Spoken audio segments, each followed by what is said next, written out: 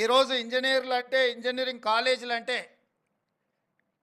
నిరుద్యోగులను ఉత్పత్తి చేసే కర్మాగారంగా మారకూడదు. ఈరోజు 1,00,000 మంది మీ దగ్గరికి వెళ్ళి సర్టిఫికేట్ తీసుకొని ఎవ్రీ ఇయర్ బయటకు వస్తే 1,00,000 మంది నిరుద్యోగులను ఉత్పత్తి చేసే కర్మాగారంగా మన ఇంజనీరింగ్ కాలేజీలు మారుతున్నాయంటే అక్కడ ఉన్న లోపాన్ని గుర్తించాల్సిన బాధ్యత మాతో పాటు మీ మీద సామాజిక బాధ్యత ఉన్నది అని నేను బలంగా నమ్ముతున్నా, విశ్వసిస్తున్నా. మీ ఇంజనీరింగ్ కాలేజీలు నిరుద్యోగ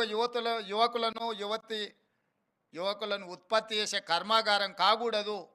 ఉద్యోగ ఉపాధి అవకాశాలు కల్పించే దేశ భవిష్యత్తును నిర్మించగలిగిన గొప్ప సంస్థలుగా మీ ఇంజనీరింగ్ కాలేజీలు ఉండాలి అని చెప్పి మా ప్రభుత్వం కోరుకుంటుంది. ఆ దిశగా మీకు కావాల్సిన సహకారాన్ని అందించడానికి మా ప్రభుత్వం సిద్ధంగా ఉన్నదని చెప్పి నేను ఈ సందర్భంగా తెలియజేస్తున్నా.